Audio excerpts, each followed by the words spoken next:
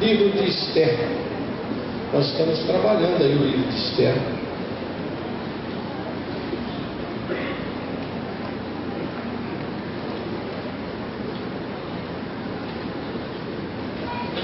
Claro, no capítulo 7.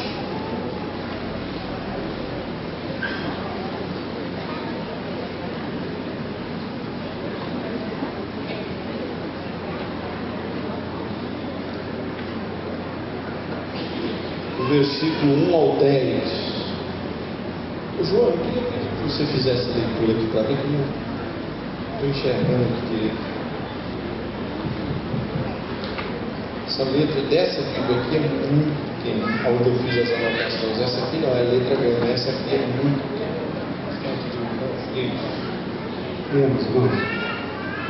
Vindo, pois, o rei com Amã para beber com a rainha Esther, disse também o rei a Esther, no segundo dia, banquete do vinho: qual é a tua petição, rainha Esther?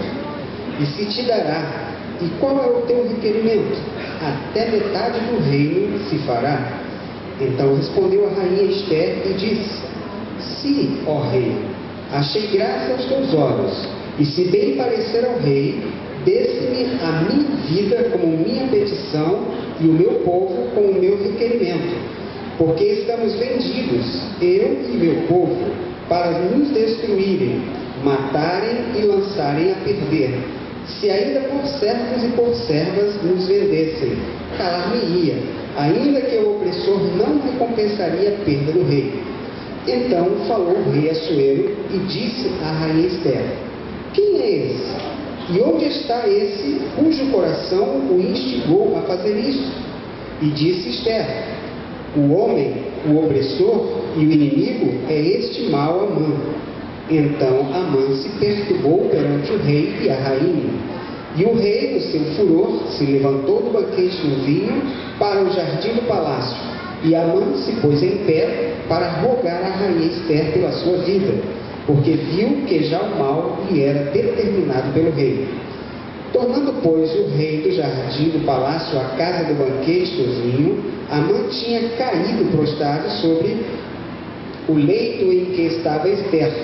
Então disse o rei: porventura quereria ele também forçar a rainha perante mim nesta casa? Saindo esta palavra da boca do rei, cobriram a Amã o rosto.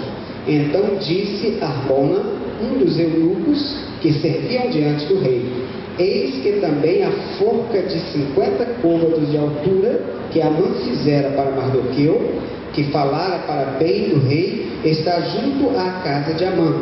Então disse o rei: enforcai-o nela.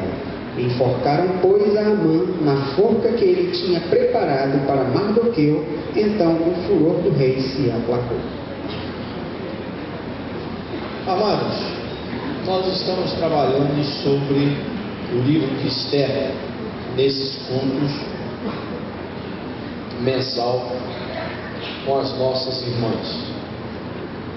O livro de Esther é um dos livros fantásticos da Bíblia e com o agir de Deus de forma extraordinária.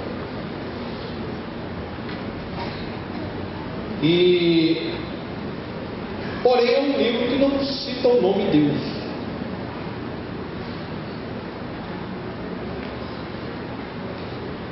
E hoje eu quero trabalhar aqui com os irmãos em rápidas palavras sobre Deus está sobre o controle de todas as coisas.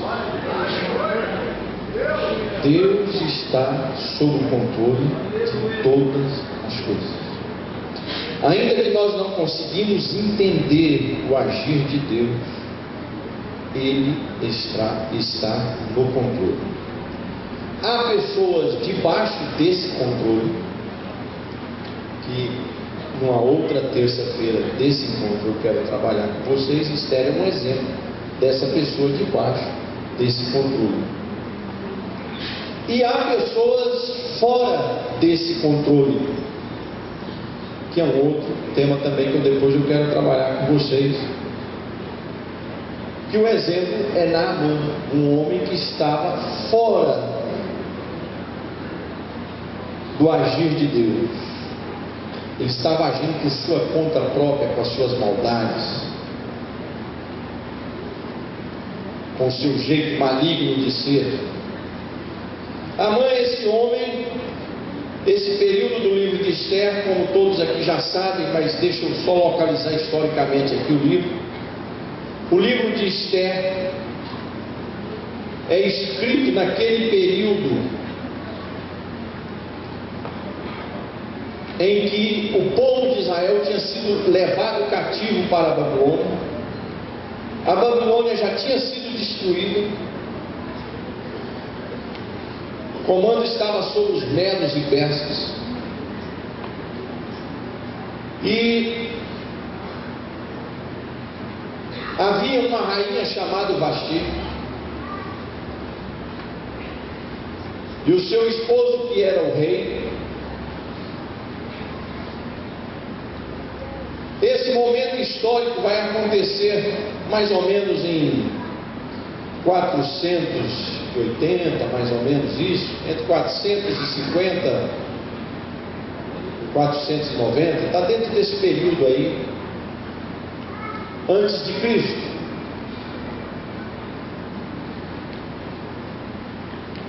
E esse é um momento muito difícil para o povo de Israel, porque o povo de Israel foi levado cativo por causa das desobediências. Deus levantou profetas, Jeremias, Isaías, Oséias e tantos outros, para anunciar o povo, para que se arrependesse e voltasse para Deus. Mas o povo não voltou. Com isso, Deus os levou cativo. Nós temos que entender que se nós não formos fiéis ao Senhor, não adianta nós orarmos e fazermos campanha, jejum e consagração, que não vai resolver nada. Qualquer ato de fé nosso só tem valor se nós fizermos um propósito de ser fiel ao Senhor, ter comunhão com Ele.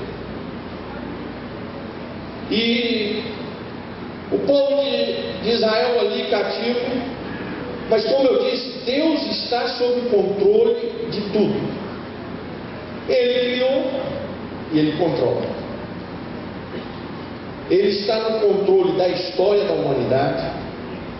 Ele está no controle das nações. Ele está no controle do próprio diabo com seus demônios, que agem por liberação dele, mas Ele está no controle.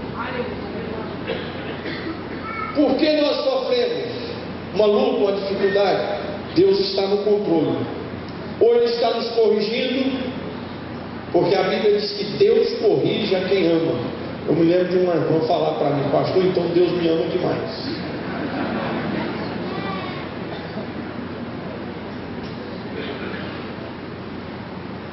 Ou porque Deus está nos preparando para uma grande bênção, e Ele vê que nós não temos estrutura, vem uma provação, uma luta, uma dificuldade para nos amadurecer, trabalhar no nosso caráter, no nosso amadurecimento, para uma bênção maior lá na frente.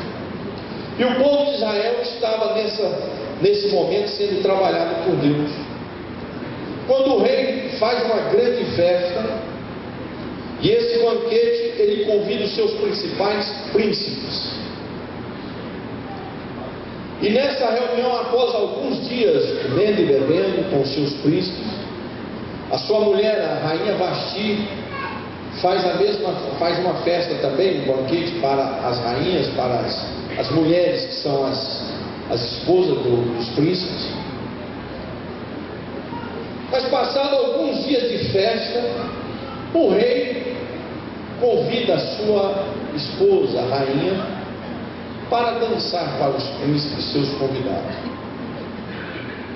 Ela era uma mulher lindíssima, diz a Bíblia que ela era muito bonita, e ela recusou-se a fazer essa atitude. Em tudo isso, Deus estava trabalhando.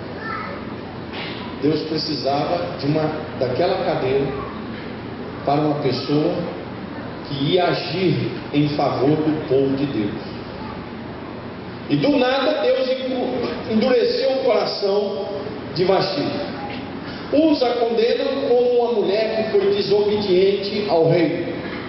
Tanto é que houve um julgamento entre o rei e os príncipes, e a condenaram por ter desobedecido, e para que não fosse exemplo para as demais, ela foi destituída do trono. Outros a analisam como uma mulher de caráter, a ponto de trocar o império mundial, que ela era rainha, pelo seu caráter. Quem dá esse ponto de vista é Billy Graham. Em uma de suas pregações em um estádio nos Estados Unidos, na década de 60, ele coloca essa posição. Vasti disse não pelo seu caráter, pela sua postura, e aí ele convoca os cristãos a terem a mesma postura diante do mundo, a aprender a dizer não. Essa é uma visão de Billy Graham, e eu gosto dessa visão, porque vim de Billy Graham, maior pregador do século XX, e seja pela desobediência, ou seja pelo seu caráter, Deus trabalhou nisso. E nesse trabalhar de Deus, a cadeira vagou. E sugerem ao rei para que organize um concurso entre as mulheres mais belas do império, para ver quem ia ser escolhida como rainha. E entre essas moças foi uma que era escrava, cuidada pelo seu primo Mardoqueu, porque os seus pais haviam morrido. E essa moça foi preparada junto com dezenas de moças. Porém, a que chegou no coração do rei foi exatamente Esther. Então a primeira coisa que nós observamos aqui é que Deus tirou Vasti do trono para que uma pessoa que ele escolheu para um propósito histórico e para abençoar assumisse aquela posição. Amados, o crente, a pessoa que serve a Deus, ele não precisa ter olho bobo, inveja de ninguém. Infelizmente há isso dentro da igreja, né? Gente com inveja. Não vou falar lá do mundo, porque lá do mundo não se discute. O mundo já diz lá no mundo. Vamos falar de nós aqui dentro. Você não precisa invejar o seu companheiro, a sua companheira. Basta você ser fiel a Deus. Você não precisa invejar a cadeira de ninguém, a posição de ninguém, o salário de ninguém, o cargo de ninguém, a casa de ninguém, os bens de ninguém. Basta você ser fiel a Deus, que Deus desfaz daqueles que estão em lugares de estrutura, de posições, de bens, e te coloca no lugar. Você não precisa ficar almejando, desejando, sugando, invejando, porque a inveja é própria do incapacitado. O invejoso nada mais é do que uma pessoa, o quê? Incapacitada. Como ele é incapacitado, ele deseja o que é seu. Eu sou incapacitado, então eu não prego como você, então eu desejo pregar como você. Eu não conquisto o que você conquista, porque eu sou incapacitado, aí eu quero tomar o que é seu. Toda pessoa incapacitada fica com inveja dos outros. Então, amados, a primeira lição que nós aprendemos sobre o comando de Deus nessa história, ele tira alguém do trono para colocar um servo seu. Amados, se você é fiel ao Senhor, você não inveja ninguém. Você não fica desejando nada do que é dos outros. Se você quer crescer na sua vida, tenha comunhão com o Senhor, que Deus vai chegar e vai te colocar nos lugares de bênção e você vai ser abençoado. O invejoso, muitas vezes ele até conquista. O invejoso, muitas vezes ele até chega. O invejoso, muitas vezes ele nos derruba. Mas o caminho dele é curto e o final é uma tragédia e uma desgraça total. É só esperar o tempo. É só esperar o tempo.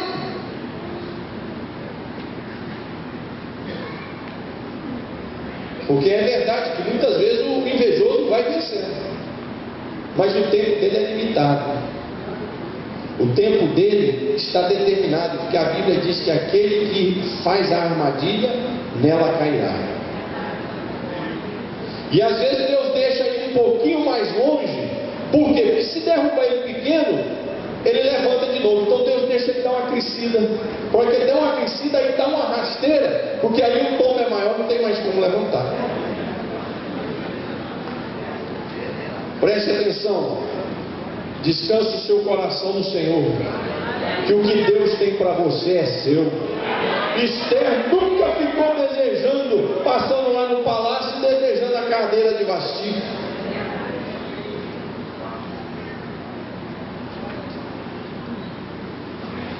Eu estou aqui em Bangu. Quantas vezes eu preguei em Bangu? Jamais eu olhei para esse púlpito e falei assim: já pensou eu sendo pastor em Bangu? Imagina, até porque eu não. Por que eu não invejava isso? Porque eu não me via capaz para isso. Então eu não tinha nem que desejar nada. Nunca nem me passou na cabeça. Quando eu era adolescente, jovenzinho, evangelista, eu preguei aqui em vários congressos. Como pastor presidente, eu preguei aqui 2 vezes. Na época do pastor meu, eu já estava em Osasco, Carapicuíba, eu vim aqui, preguei no congresso, Jesus batizou mais de 100 do Espírito Santo. E como pastor de Angra dos Reis, o pastor Disseu me trouxe para pregar aqui num seminário de família que vocês fizeram aqui. Eu ministrei, não é bom aqui, eu ministrei aqui, e me lembro até o texto, foi sobre o rei que viu Isaac e a sua esposa namorando pela janela. Eu ministrei exatamente em cima desse versículo aqui.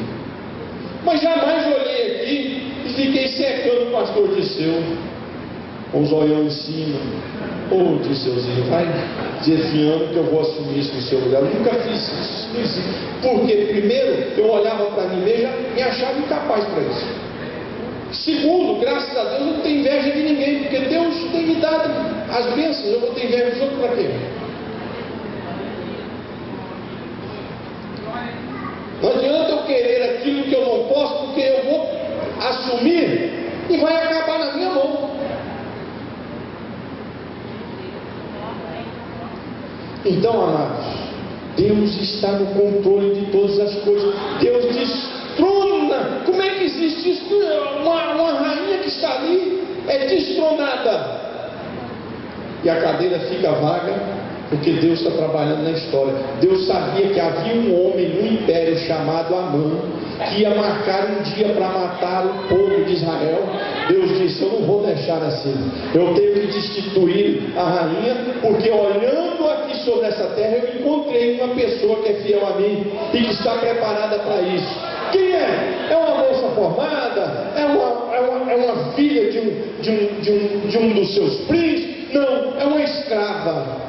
Mas como é que ela está preparada? Ah, ela teve um primo bem mais velho que ela, idade de pai, que criou ela, de forma que ela foi preparada na palavra e no caráter para estar naquela posição. Sabe o que Deus fez? Deus esvaziou um trono para colocar uma serva de Deus que jamais passou na cadeira. Amados, hoje em dia tem muita pregação sobre: olha, você tem que ter visão de águia, visão de jacaré, visão de tatu, visão de urubu, visão de não sei o que. É tanta visão e visão. Irmão, nunca tive esse negócio de visão de águia, visão de não sei o que. Irmão, vai para os pés de Jesus ficar orando, vai ler Bíblia, busca a sua comunhão com Deus, que as coisas vão acontecer naturalmente na sua vida. Olha, o crente tem que ter visão de águia.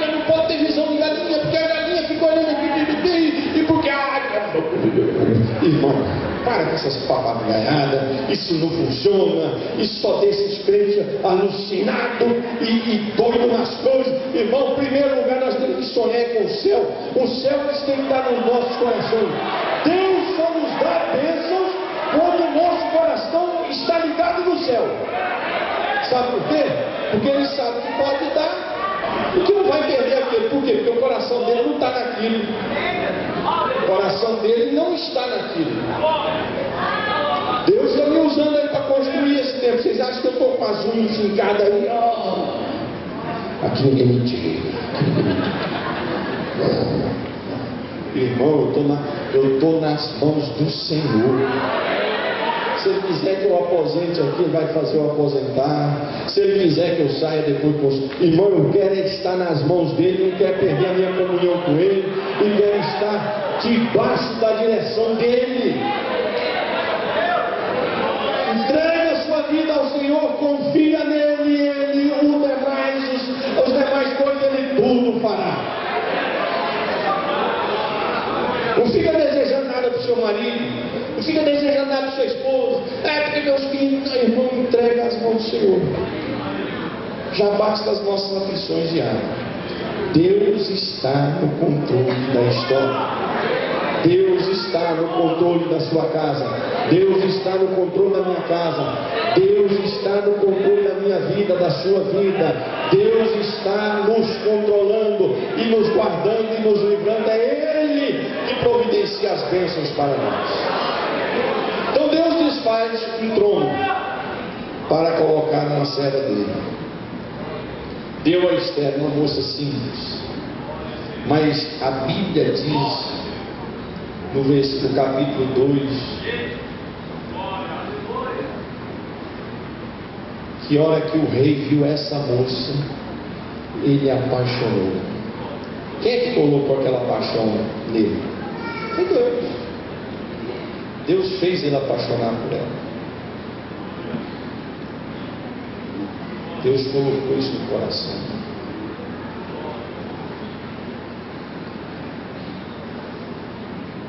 Olha, você nas mãos de Deus, Deus levanta pessoas da onde você não espera para estender as mãos para você.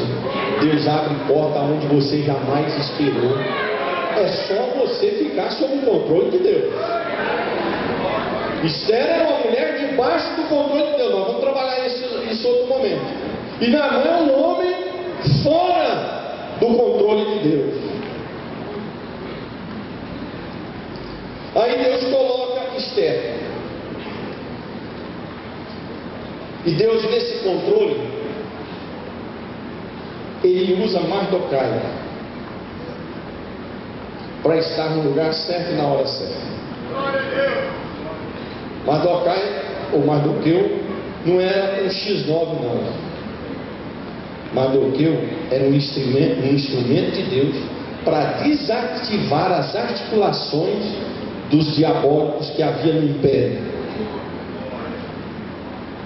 Deus nesse controle coloca Mardoquai, ou Mardoqueu, no lugar certo, aonde dois fiéis ao rei, ou entre aspas, funcionários do rei, estão se articulando para matar e envenenar o rei. Mardoqueu ouve aquilo e passa a mensagem para o rei. É comprovado, a Bíblia diz que aí fizeram o levantamento, o rei prendeu os dois. A Bíblia diz que fizeram o levantamento e foi provado que realmente havia uma conspiração. Ponto para Mardoqueu. E ele continuou ali. O rei não lembrou dele, não elogiou ele, não deu dinheiro para ele, nada.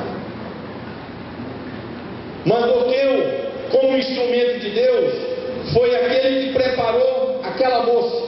Mardoqueu jamais estava visando colocar Esther no trono. Isso jamais passou na cabeça dele. Como Jessé, ele jamais preparou um filho para ser rei, no sentido de ambicionar derrubar Saul. E por que Samuel se enganou com todo aquele momento da consagração ali? Sendo um profeta que tinha revelação, Samuel não sabia quem era o rei ali naquele momento de imediato. Porque Jessé preparou os seus filhos de tal forma que qualquer um podia ser rei. Enganou até o próprio profeta. O profeta olhava e falava: esse aqui pode, esse aqui também pode, esse aqui.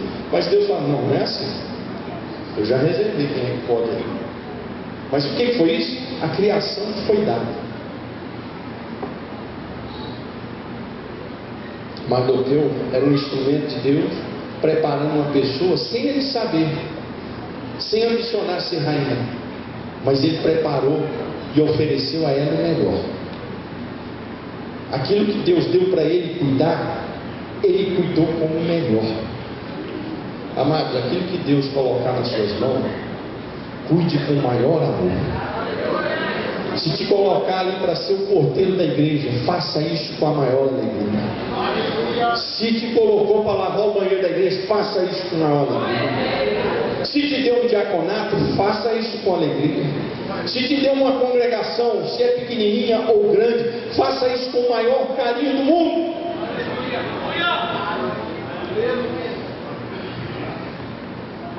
Esses dias, um primo meu está passando uma dificuldade muito grande. Nós fomos criados juntos. Ele está afastado da igreja já há muitos anos. E ele conversando com meu pai, e nós dois não temos se falado, é difícil falar com ele também. Ele falou: ô tio, estou sabendo aí das bênçãos que Deus tem dado na vida dos sócios, hoje pastor da igreja do Bangu, tudo. Mas olha, eu lembro quando eu tive em Palmas, com ele, nós dois deitados lá, na cama, lá naquele quartinho de madeira lá, e ele disse para mim assim: ó, você fica aí, que eu vou lá ministrar na escola dominical. Só tem 6 irmãos, mas eu vou ministrar como se fosse um ginásio. Interessante, eu nem lembrava disso. Ele gravou isso. Falei: então, o apelido dele é Mamão. Falei: Mamão, você fica aí, que eu vou lá ministrar. Aí ele falou assim: rapaz, mas só tem 6 pessoas. Aí eu falei para ele: eu vou ministrar como se fosse um ginásio. Fui lá e esguelei em cima desse púlpito com essa revista, e virei a revista de cabeça para baixo, e ministrei, preguei, deu aula, e babá. Para mim eu estava num ginásio, tinha 6 irmãos custando me aguentar.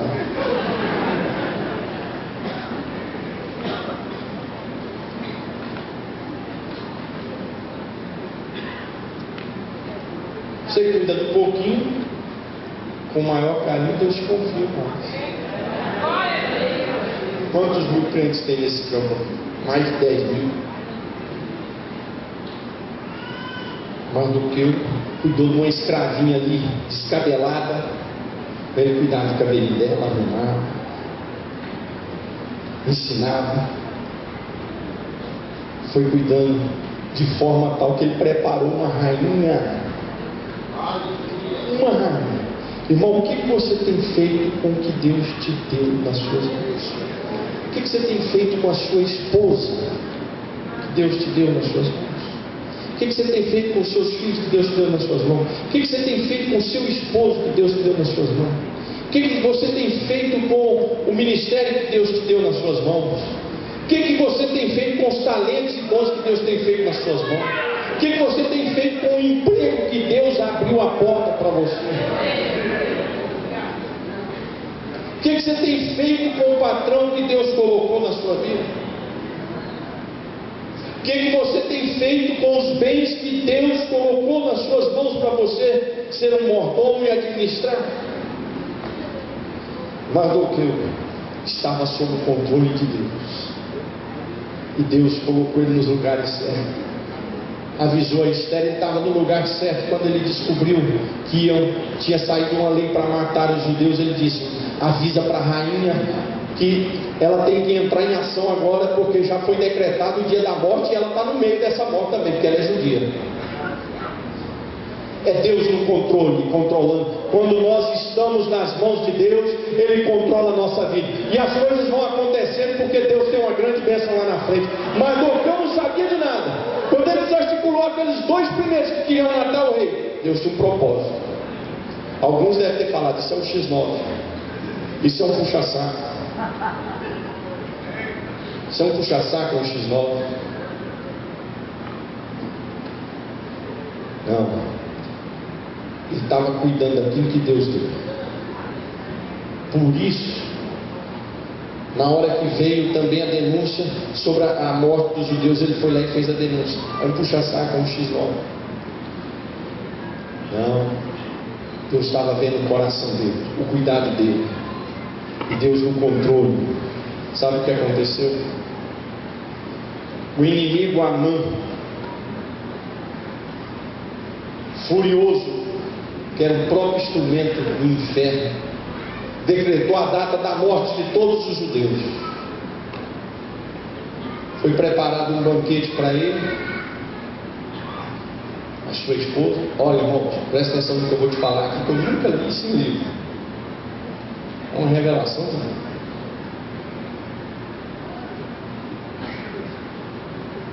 Amã, quando foi convidado para aquele banquete com a rainha e com o rei, ele falou: eu estou feito. Ele não calculou que ali o pescoço dele ia rolar. Amados, isso é uma revelação que Deus me deu. Quando Deus nos abre uma porta, ela é feia.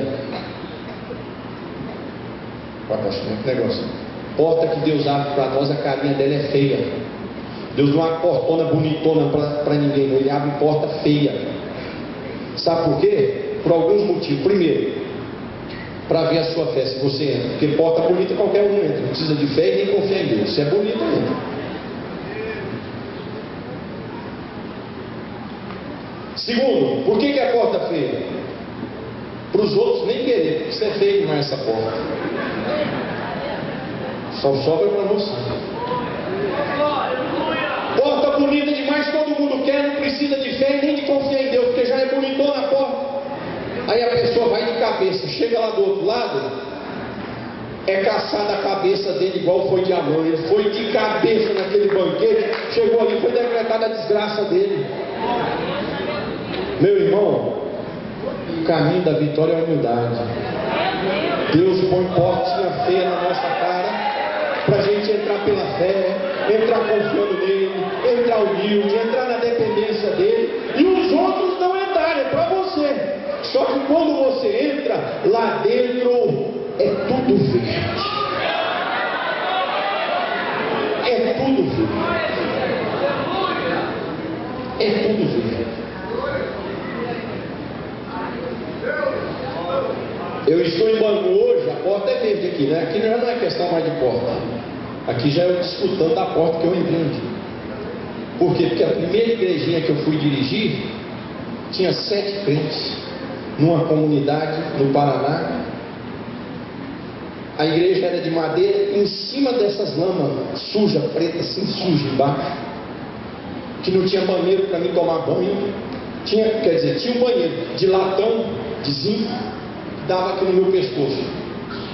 Eu não podia tomar banho de dia, porque os vizinhos viam o pastor tomando banho.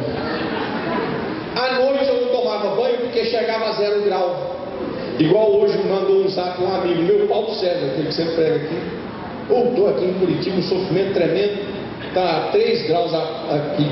Eu falei: você merece isso aí. Você merece. Aí, não tomava banho. Ficava uma semana fedido. Porque o chuveiro era aquela torneirona, água fria. Então não tomava banho. Aí eu ia na terça-feira lá no culto, igual esse que vocês veem. Aí o presidente me dava um abracinho e sentia. Olha o perfume em francês. Sócio, você vai lá para casa hoje. Ele não falava que eu ia tomar banho, não. Você vai lá para casa hoje. Aí eu ia lá para casa dele, lá eu tomava um banhozinho.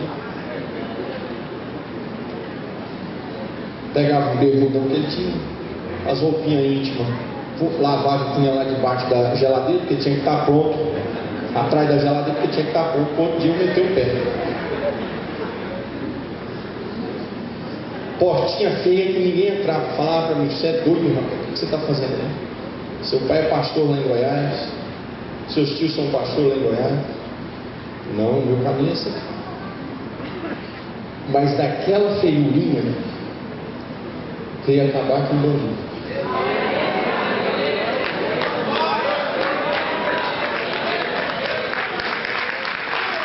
Glória a Jesus, glória a Jesus, glória a Jesus. Amados, se a porta é feia, não tem medo não, sabe por quê? Porque Deus está te chamando para o desafio. Só entra nela que Deus vai fazer um milagre.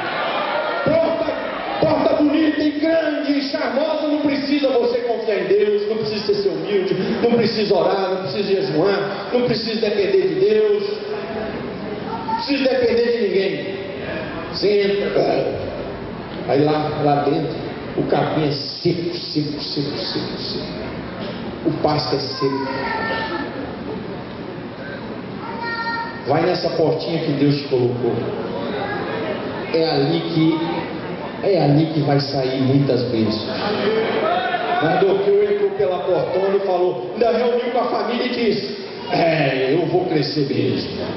Está lá, está no texto. A rainha me convidou para um chá com ela e já me chamou de novo. Ele não sabia que ele estava entrando na pior furada, que ele ia sair dali para a forca, ia morrer. Já estava armado. Já estava armado porque ele era um safado. Ele era mentiroso, ele era mau. Tinha orquestrado um assassinato para todo mundo.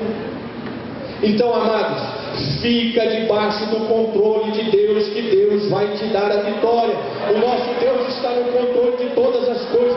Descanse o seu coração, que o nosso Deus está no controle de todas as coisas. Às vezes vem até coisas ruins em cima de nós, mas a Bíblia diz que todas as coisas contribuem para o bem daqueles que amam a Deus.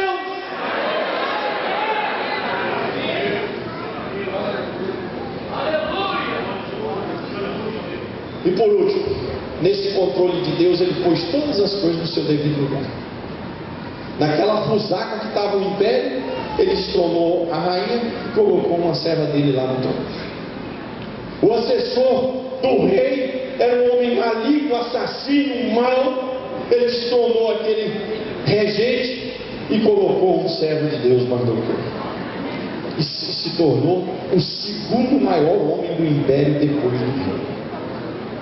O povo de Israel, que estava desesperado com a data da morte programada, foi liberto. E todos os seus inimigos foram mortos. E Amã, o que orquestrou toda aquela maldade, foi pendurado na forca, ele, a sua esposa e seus filhos, decretado pelo rei, pela articulação maldosa que ele fez. Amados, a sua vida está nas mãos do Senhor. Deus controla a minha, a sua vida.